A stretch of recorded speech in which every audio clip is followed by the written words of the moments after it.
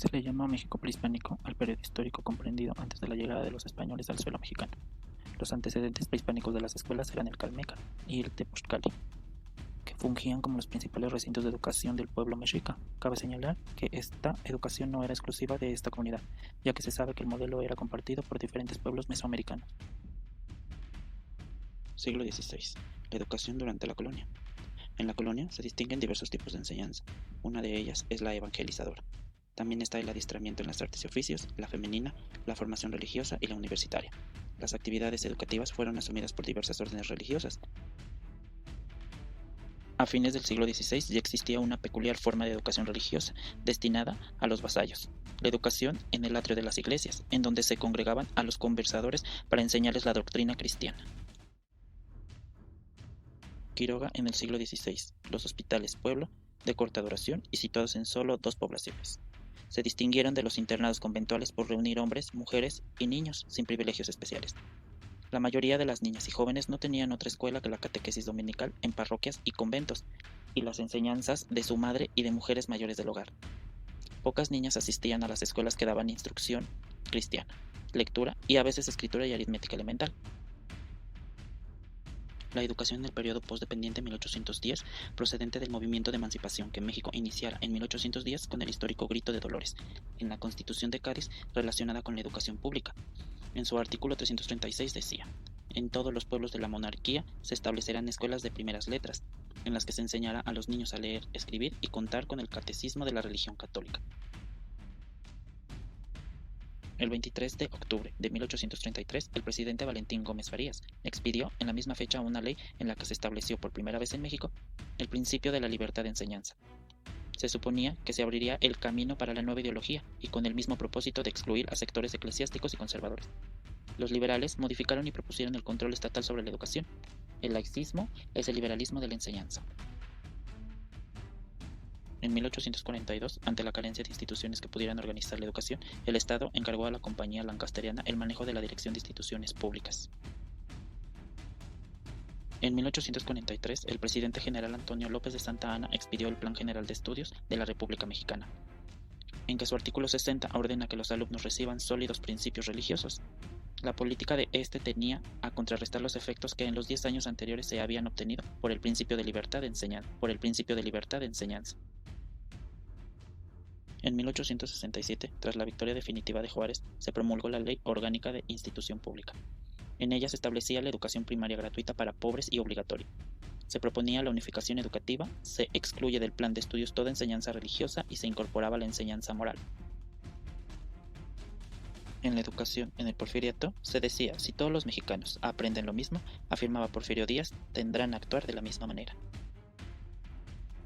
En 1882, Joaquín Baranda, ministro de Justicia e Institución, durante 19 años, en 1882 a 1901, diseñó un sistema nacional de educación que solo pudo aplicarse en el DF y los territorios federales. En 1905, con la llegada de Justo Sierra a la Subsecretaría de Instrucción Pública, se abrió un segundo momento de la educación durante el Porfiriato. Destacado intelectual y político, Sierra se preocupó por organizar la educación nacional, expandirla a todos los sectores sociales y elevar los niveles de escolaridad.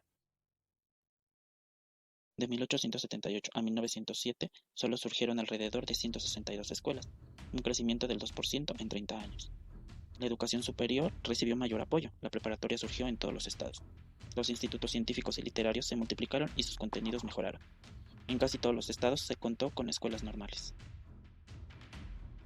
En 1917, el Congreso Constituyente elevó por primera vez a rango constitucional el precepto de la educación laica, obligatoria y gratuita. El Congreso estableció la prohibición al clero y a las asociaciones religiosas de organizar o dirigir escuelas de educación primaria. En 1921, la situación cambió cuando por iniciativa de José Vasconcelos fue creada la Secretaría de Educación Pública, la ahora conocida SEP, de la cual fue el primer titular. La creación de la SEP inaugura una tendencia hacia la federalización. Esos principios impulsó la alfabetización, la escuela rural, la instalación de bibliotecas, la edición de libros de texto gratuito, los desayunos escolares, las bellas artes y el intercambio cultural con el exterior. En 1933, a raíz de un conflicto estudiantil en 1929, la universidad obtuvo su autonomía, conservando el financiamiento público. En 1933 la autonomía fue plena, es decir, se extendió también el pleno financiero. En 1934 a 1940, en este sexenio del general Lázaro Cárdenas, fue modificado el artículo 3º constitucional para dar lugar a la educación socialista y por primera vez en el texto constitucional obligar a las escuelas privadas a seguir los programas oficiales. Manuel Ávila Camacho, de 1940 a 1946, propuso una política de unidad nacional que tuvo expresiones en la doctrina y en las políticas educativas del gobierno. En la presidencia de Adolfo Ruiz Cortines de 1952 a 1958, en este periodo presidencial se creó el Consejo Nacional Técnico de la Educación, CONALTE. En principios impulsó la alfabetización, la escuela rural, la instalación de bibliotecas, la edición de libros de texto gratuito, los desayunos escolares, las bellas artes y el intercambio cultural con el exterior. En 1933, a raíz de un conflicto estudiantil en 1929, la universidad obtuvo su autonomía, conservando el financiamiento público. En 1933 la autonomía fue plena, es decir, se extendió también el pleno financiero. En 1934 a 1940, en este sexenio del general Lázaro Cárdenas, fue modificado el artículo 3º constitucional para dar lugar a la educación socialista y por primera vez en el texto constitucional obligar a las escuelas privadas a seguir los programas oficiales. Manuel Ávila Camacho, de 1940 a 1946, propuso una política de unidad nacional que tuvo expresiones en la doctrina y en las políticas educativas del gobierno. En la presidencia de Adolfo Ruiz Cortines de 1952 a 1958, en este periodo presidencial se creó el Consejo Nacional Técnico de la Educación, CONALTE, y el Centro de Investigación y Estudios Avanzados del Instituto Politécnico Nacional, CINVESTAP, IPN. Presidencia de Adolfo López Mateos de 1958 a 1964, el Plan para el Mejoramiento y la Expansión de la Educación Primaria en México, conocido como Plan de 11 años, por el lapso en que se cumplirían los objetivos. Propuso satisfacer toda la demanda de educación primaria. Al cabo de los 11 años, el objetivo central no logró cumplirse. La presidencia de Gustavo Díaz Ordaz de 1964 a 1970 se instaló la Comisión de Planeamiento Integral de la Educación. Se implantaron algunas medidas para ampliar la cobertura de la educación elemental. La presidencia de Luis Echeverría Álvarez de 1970 a 1976. La Ley General de Educación de 1973 estableció que la educación es un servicio de carácter público que ejerce el Estado y la iniciativa privada, bajo las condiciones que éste señale. Organizó el Sistema Educativo Nacional, estableció la Fundación Social Educativa, las bases del proceso educativo y los derechos y obligaciones sobre la materia. La presidencia de José López Portillo de 1976 a 1982. El gobierno de López elaboró el Plan Nacional de Educación, PNE. Dicho plan consistió en un diagnóstico y en un conjunto de programas y objetivos. En 1978 se declaró prioridad la educación preescolar y se puso en marcha el programa de educación para todos, cuyo objetivo fue atender a todos los niños que demandaban la escuela primaria. En 1981 se elaboró el Programa Nacional de Alfabetización y creó el Instituto Nacional para los Adultos, INEA. La presidencia de Miguel de la Madrid de 1982 a 1988, en el año de 1983, presenta el Programa Nacional de Educación Cultural y Deporte. Se ofreció un año de preescolar a todos los niños de 5 años. La presidencia de Carlos Salinas de Gortari de 1988 a 1990. Educación.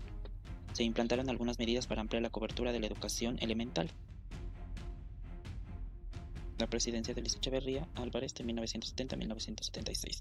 La Ley General de Educación de 1973 estableció que la educación es un servicio de carácter público que ejerce el Estado y la iniciativa privada, bajo las condiciones que éste señale. Organizó el Sistema Educativo Nacional, estableció la Fundación Social Educativa, las bases del proceso educativo y los derechos y obligaciones sobre la materia. La presidencia de José López Portillo de 1976 a 1982. El gobierno de López elaboró el Plan Nacional de Educación, PNE. Dicho plan consistió en un diagnóstico y en un conjunto de programas y objetivos. En 1978 se declaró prioridad la educación preescolar y se puso en marcha el programa de educación para todos, cuyo objetivo fue atender a todos los niños que demandaban la escuela primaria. En 1981 se elaboró el Programa Nacional de Alfabetización y creó el Instituto Nacional para los Adultos, INEA. La presidencia de Miguel de la Madrid de 1982 a 1988, en el año de 1983, presenta el Programa Nacional de Educación Cultural y Deporte. Se ofreció un año de preescolar a todos los niños de 5 años. La presidencia de Carlos Salinas de Gortari de 1988 a 1994 garantiza el derecho a la educación de cada individuo, así como la obligación del Estado, Federación, Estados y municipios a impartir la educación preescolar, primaria y secundaria.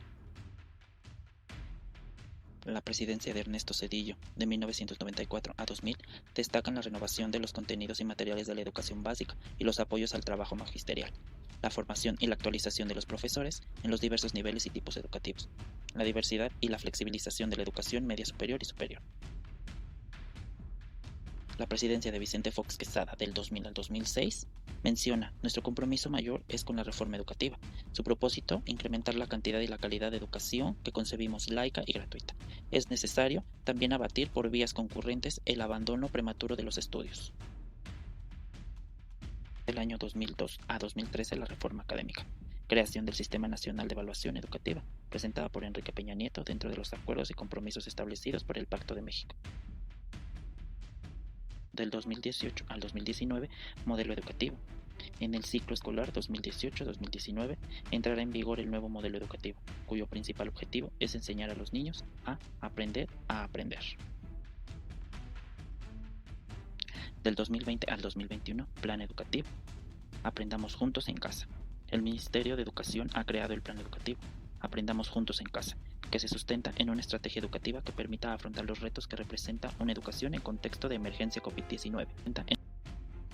Proyectos para analizar la evolución de la educación básica en México. Número 1. Proyectos de la educación nacionalista. A partir de un concepto de educación humanista, trabajo, cultura, filosofía, creencias, tradiciones y costumbres del pueblo. En este proyecto se crea el actual sistema educativo nacional. José Vasconcelos fue el creador y el primer secretario de la SEP, el cual contenía un diseño de condiciones socioeconómicas, culturales y políticas del entonces país. Por otra parte, Ramón del Valle Inclán y Gabriela Mistral fueron los que impulsaron la creación de las bibliotecas y las bellas artes. Por otro lado, Álvaro Obregón dispuso que los talleres gráficos dependieran de la SEP. José Vasconcelos y Adolfo López Huerta lograron la reforma de la Constitución Política de los Estados Unidos Mexicanos. La creación de la SEP fue integrada por el Departamento Escolar, el Departamento de Bibliotecas y Bellas Artes, el Departamento de Alfabetización y el Departamento de Educación Indígena. Para ese tiempo, el presidente Álvaro Obregón recortó más del 50% del presupuesto para la educación, originando la renuncia de José Vasconcelos. Número 2. Proyecto de Educación Rural e Indígena. Esto surgió como parte de la Revolución Mexicana. Surgen los proyectos de educaciones rurales, de acuerdo con el contexto económico, sociopolítico y cultural que pasaba en el país. Para Gregorio Torres Quintero, el cual expresaba que la escuela rural eran más que solo leer, escribir y contar. Es una extensión del sistema escolar y que ya existe en el campo, que va a satisfacer una necesidad. Las escuelas rurales campesinas contribuyeron al avance de la reforma agraria. Esto se logra en la presidencia de Lázaro Cárdenas. Número 3. Proyectos de educación socialistas. Sus antecedentes son la educación positivista, la difusión de las ideas del marxismo y leninismo, la necesidad de llevar la reforma agraria y el establecimiento de los derechos laborales. Para este punto destaca el primer Congreso Internacional de Estudiantes. La Comisión de la Educación propuso la reforma del artículo 3 constitucional para incluir la educación primaria y secundaria bajo el control del Estado. Por su parte, Ignacio García Telles propone especificaciones pedagógicas en el plan de las escuelas primarias y secundarias socialistas dentro del programa educativo público. Los múltiples intereses creados en el amparo de la Revolución Mexicana que chocaba con las ideas de la educación socialista impidieron esta. Número 4. Proyecto de educación técnica. Si bien sus inicios son de la época prehispánica, donde las artesanías y oficios ya estaban constituidos, estos se fueron perfeccionando de acuerdo a las necesidades y a la época actual que se llevaba. Por ejemplo, se realizaron los seminarios de minería. En estas eran las experiencias científicas y tecnológicas de la industria minera. Esto trajo que fuera la educación más accesible para la población de menos ingresos, por ejemplo, las personas indígenas, la de los hijos de obreros, campesinos e hijos de militares. En la presidencia de Cárdenas se expande la educación técnica. Se desarrolló el Instituto Politécnico Nacional, las primeras premisas también del Instituto Tecnológico de México, y para este punto los estudiantes apoyaban el movimiento ferrocarrilero. Al inicio de los años 60, la SEP impulsa el sistema técnico en las escuelas secundarias, centros de estudios de bachilleratos tecnológicos, institutos tecnológicos, centros de investigación también. Se crean escuelas libres universitarias de sostenimiento privado, como el ITESM y el ITAM. También se crea el CENETI y en los años 70 se crea el CONALEP como un organismo descentralizado del gobierno federal. Número 5. Proyecto de Unidad Nacional. Surge a causa de la industrialización del país, con Manuel Ávila Camacho, Miguel Alemán y Adolfo Ruiz Cortines. Esto ocasionó el abandono gradual de la educación rural e incrementando la población urbana. Para este punto, Jaime Torres Bodet creó la Comisión de Planes y Programas de Estudios. También dio libros de texto y construcción de las escuelas. Organizó el Instituto Nacional Federal de la Capacitación de Magisterio. Por su parte, Manuel Gual Vidal promovió las escuelas rurales, crecimiento de un espíritu cívico para cada persona, estableció más escuelas de agricultura, creó un Instituto Nacional de Bellas Artes. Número 6. Plan de 11 años. Este atendía las problemáticas que trajo la revolución, como el analfabetismo, maestros sin títulos, desnutrición infantil, niños sin ir a la escuela. Lo que buscaba era incorporar la primaria a niños de 6 a 14 años, crear plazas suficientes para los profesores y lograr que las personas retomaran sus estudios a nivel primaria. Este plan logró incrementar el presupuesto educativo. Se distribuyeron desayunos escolares a todo el país, gracias a Torres Bodet con el Instituto de Protección Infantil. También se distribuyeron libros de textos gratuitos para la primaria. Se reformaron planes de estudios desde el preescolar, primaria, secundaria y la normal. Número 7. Proyecto. También se descentralizó y desconcentró la SEP. Con los programas de educación se creó la UPN. La revolución educativa, la modernización educativa vino con ella. Esta revolución educativa delegó a la SEP de todas las responsabilidades del CNT, quien disponía de las plazas de distribuir entre todos sus líderes sindicales. Impulsó el plan de estudios a licenciaturas en preescolar y primaria. En esta nueva modernización educativa intervienen tanto los maestros, padres de familia, organismos responsables, transformación de los sistemas de educación. Para esto, el programa de modernización educativa, conformado por 3 elementos. El primero era el componente básico, que era educación básica. El segundo era el componente innovador, que era la educación superior. El número 3 era el componente complementario, que era la educación de adultos extraescolares y capacitación del trabajo. Para poder operar se propusieron distintos modelos, como 1. El modelo pedagógico, el cual contenía una identidad nacional, democrática, solidaria, tecnológica, contaba con comunicación, ecología y salud. Número 2. Modelo educativo del CONALTE, el cual contenía filosofía educativa, teoría pedagógica, política para formación educativa y proceso educativo. Número 3. 7 propuestas para la modernización de la escuela primaria, el cual incluía programas para el cambio de libros de texto gratuitos, aprendizaje de utilización de la lectura, cultura cívica, entre otros. Número 4. Acuerdo Nacional para la Modernización de la Educación Básica. Este consistía en un acercamiento entre el gobierno, escuela, vida comunitaria y padres de familia. Posteriormente, en la presidencia de Enrique Peña Nieto, se creó el Sistema Nacional de Evaluación Educativa. Y posteriormente, en el ciclo escolar 2018-2019, entra en vigor el nuevo modelo educativo, cuyo principal objetivo es enseñar a los niños a aprender.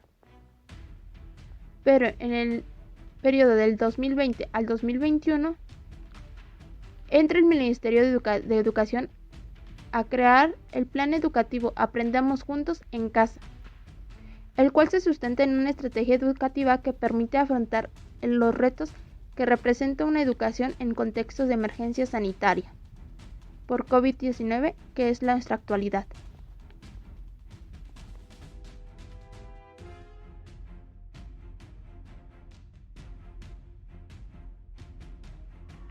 De acuerdo al Plan Nacional de Desarrollo 2019-2024, En la política social, construyendo un país con bienestar en lo que compete a educación, dice lo siguiente. Se tiene que asegurar el acceso y permanencia en la educación, ofreciendo oportunidades educativas que tengan como eje principal el interés superior de las niñas, niños, adolescentes, priorizando a las mujeres, los pueblos indígenas y a los grupos históricamente discriminados. También se debe elevar la calidad de la educación en todos los tipos, niveles y modalidades del sistema educativo nacional, considerando la accesibilidad universal y partiendo de las necesidades primordiales de la población y de la comunidad. Se deben revisar también los planes y programas de estudio en todos los tipos y niveles del sistema educativo nacional, promoviendo la educación sostenible, artística, científica, tecnológica, financiera, ambiental, sexual, cívica, indígena, intercultural y comunitaria, que garanticen el derecho a la igualdad de género, la no discriminación y la eliminación de la violencia. Por otro lado, se debe fortalecer la profesionalización del personal docente a través del impulso y mejora de los procesos de formación, capacitación y actualización mediante evaluaciones diagnósticas y de los procesos de selección para la admisión, promoción y reconocimiento. De igual forma, se debe mejorar la infraestructura básica y equipamiento de los espacios educativos en todos los tipos, niveles y modalidades del sistema educativo nacional, generando condiciones adecuadas de accesibilidad e incluyentes para el desarrollo integral de las actividades académicas y escolares. Se debe promover la revisión y adecuación del marco normativo e institucional de la educación a efecto de mejorar la coordinación de los sistemas educativos federal y estatal, con el propósito de reducir las desigualdades y brindar respuesta oportuna y efectiva a las necesidades de desarrollo integral de todas las regiones y sectores de la población. El acceso universal a la educación se refiere a la igualdad de oportunidades educativas, es decir, que todos los miembros de una sociedad tengan la oportunidad de recibir educación, regiones y sectores de la población. El acceso universal a la educación se refiere a la igualdad de oportunidades educativas, es decir, que todos los miembros de una sociedad tengan la oportunidad de recibir educación independientemente de su clase social, género, origen étnico o discapacidad física o intelectual. Sin embargo, la realidad es que no todos y todas tienen acceso a la educación, aunque así lo marque la ley.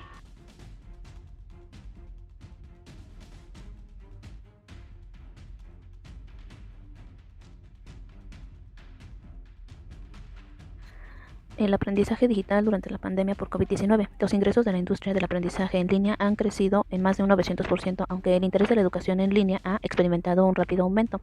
En los últimos años de la llegada de la pandemia, ha ayudado a darle un impulso aún más fuerte. Mientras tanto, el aprendizaje virtual experimentó un aumento del 16% durante la pandemia, mientras que la formación dirigida por un instructor experimentó un importante descenso. Notemos que el aumento en la pandemia de la educación en línea también causa una demanda aún mayor de cursos de gran calidad y procesos bien establecidos para la instrucción del contenido y la creación de aulas virtuales.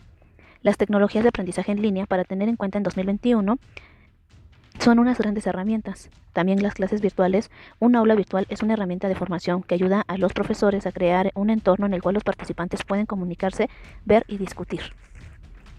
Dado que el COVID-19 forzó a profesores, estudiantes y administradores a cambiar el aprendizaje digital como una alternativa a las clases presenciales, distintas herramientas de aprendizaje en línea se han convertido en la solución ideal. Notemos que la pandemia ha provocado una crisis sin precedentes en todos los ámbitos, en la esfera de la educación. Esta emergencia ha dado lugar al cierre masivo de las actividades presenciales de instituciones educativas en más de 190 países, con el fin de evitar la propagación de virus. La UNESCO ha identificado grandes brechas en los resultados educativos, que se relacionan con una desigualdad distribución de docentes en general. Los más afectados son las de zonas rurales, la población indígena y migrante. En el ámbito educativo, gran parte de las medidas que los países de la región han adoptado ante la crisis se relacionan con la suspensión de las clases presenciales en todos los niveles, lo que ha dado origen a campos de acción en despliegue de modalidades del aprendizaje a distancia mediante la utilización de diversidad de formatos y plataformas, con el uso de la tecnología.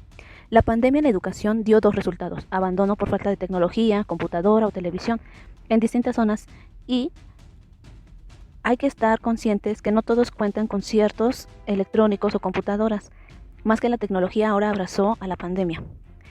La pandemia COVID-19 ha provocado el cierre parcial de varias escuelas y más de otros 100 millones de niños no alcanzaron el nivel mínimo en la lectura como consecuencia de la crisis sanitaria. Dar prioridad a la recuperación de la educación es esencial para evitar una catástrofe general. 1. Los cierres de escuelas provocados por el coronavirus afectaron desproporcionadamente a los niños y niñas, porque no todos tuvieron las oportunidades, las herramientas o el acceso necesario para seguir aprendiendo durante la pandemia. 2. Para millones de estudiantes, el cierre de las escuelas no será una interrupción temporal de su educación, sino un final abrupto de la misma. 3. La educación debería estar en el centro de los planes de recuperación de todos los gobiernos para que la educación sea gratuita y accesible a todos los niños y niñas del mundo.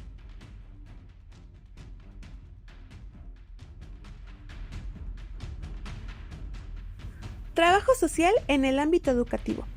Son las personas que trabajan con estudiantes, familias y maestros para hacer frente a los problemas que afectan al éxito educativo.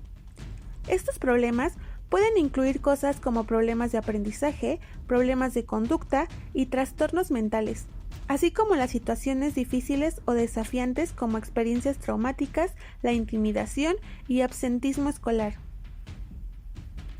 ¿Qué hace un trabajador o trabajadora social escolar? Ayudan a los estudiantes a examinar el panorama general, qué factores están afectando a su aprendizaje y el éxito en la escuela, prestando máxima atención en los casos de vulnerabilidad. Estas son algunas de las tareas, funciones y responsabilidades que este trabajo implica. Evaluación de los estudiantes y las evaluaciones de necesidades. Trabajar con los profesores y el personal. Programas de prevención, educación, terapia, consejería, coordinación de recursos, mejorar el ambiente del aprendizaje, la intervención en crisis y la defensa o soporte. ¿Dónde se puede ejercer trabajo social escolar? Se trabaja allí donde hay estudiantes que presentan dificultades, ya sean mentales, de comportamiento o emocionales. Los ajustes más comunes son las escuelas públicas, colegios privados, institutos y universidades. Las personas que trabajan en estos entornos pueden trabajar tanto con los estudiantes con necesidades especiales, así como a la población estudiantil en general. La mayoría trabaja directamente con los estudiantes, mientras que algunos consultan con los consejos escolares y otros profesionales para crear nuevas políticas y programas para servir mejor a los estudiantes.